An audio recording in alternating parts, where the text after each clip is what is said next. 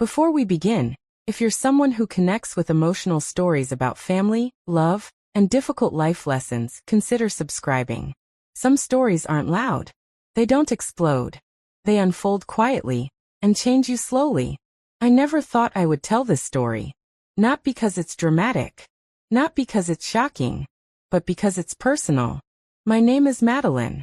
I'm 39 years old, and I've been a single mother for most of my life. My son, Zion, is 19 now. For years it was just the two of us against the world. When he was born, I remember holding his tiny hand and promising myself something. No matter what happens, I will always protect him. And I did. I worked late shifts. I skipped vacations. I learned how to fix leaking sinks and broken shelves because there was no one else to call. But I never complained, because every sacrifice felt worth it. Zion wasn't just my son. He was my purpose. When he was little, he followed me everywhere. He'd sit on the kitchen counter while I cooked, asking 100 questions. He'd fall asleep on the couch next to me during movie nights. Those were the days when I knew everything about him. Every fear, every dream, every secret. But somewhere between childhood and adulthood something changed. He started spending more time in his room. Door closed. Headphones on. Conversations shorter. I told myself it was normal. Teenagers need space. Still, I felt the distance growing. Then came that Tuesday night. It was quiet, too quiet.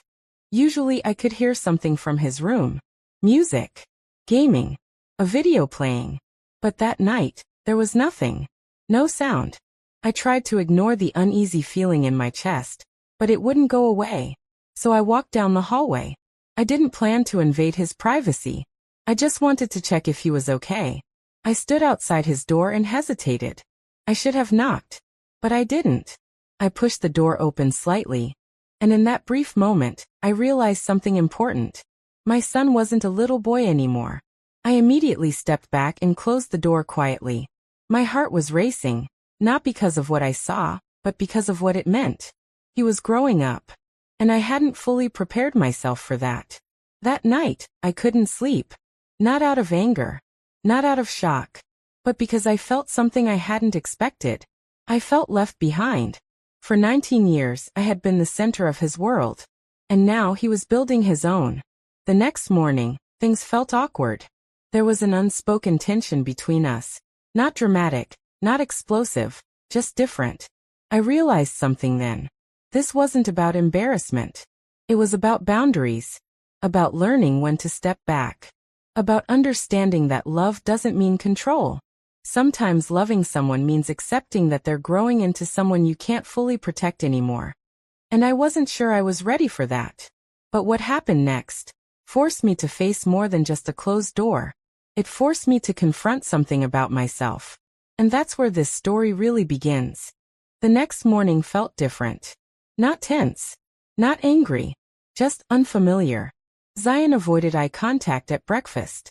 I pretended to be busy with the coffee machine longer than necessary. We were both acting normal.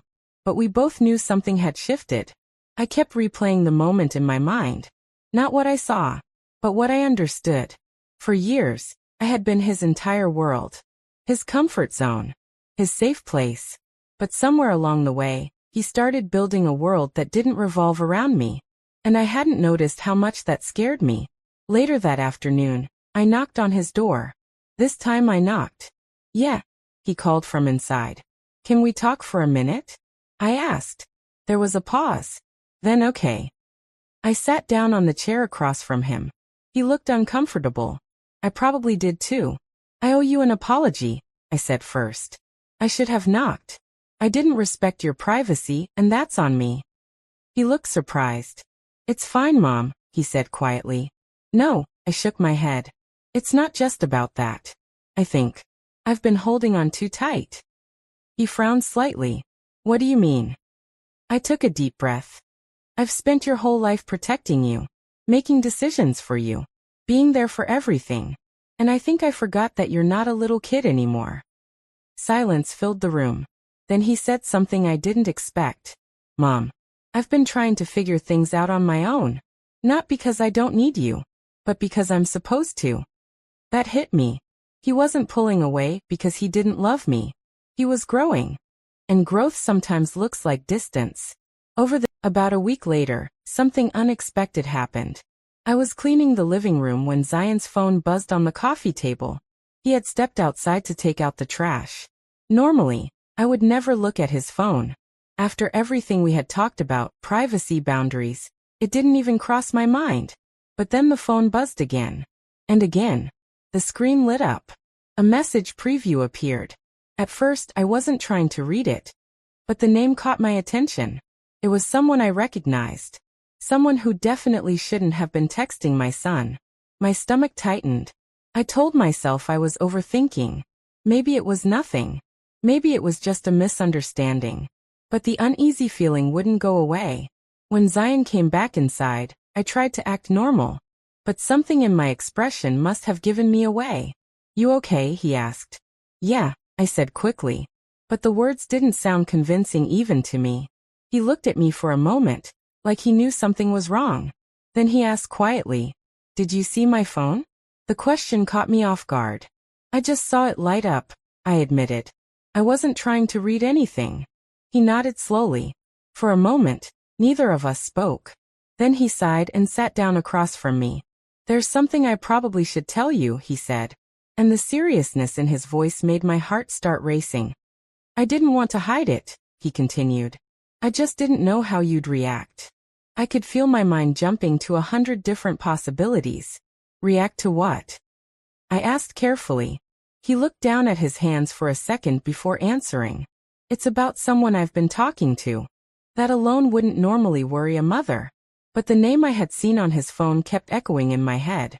And suddenly the room felt much smaller. Because if I was right about what I had seen, this wasn't just a simple teenage conversation. This was something much more complicated. Something that could affect more than just Zion. Something that could shake our entire family. And I realized in that moment, the hardest part of being a parent isn't protecting your child from the world. Sometimes, it's facing the truth when the world gets complicated. And what Zion said next was something I never expected to hear.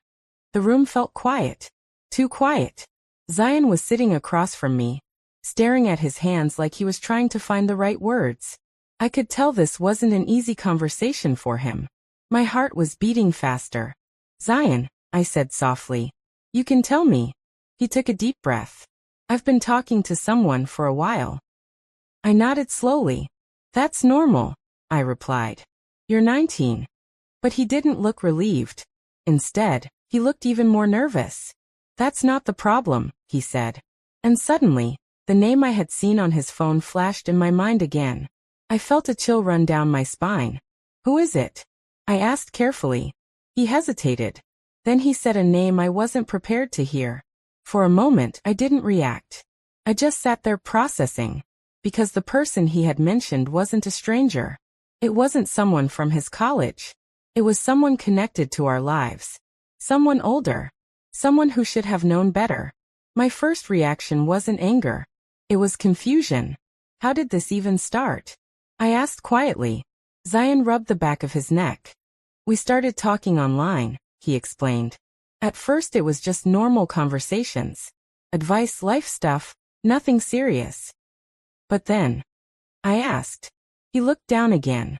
"Then it became more personal." The weight of those words hung in the air between us. I leaned back in my chair, trying to think clearly. This wasn't the kind of situation I had ever imagined facing as a mother. Not anger.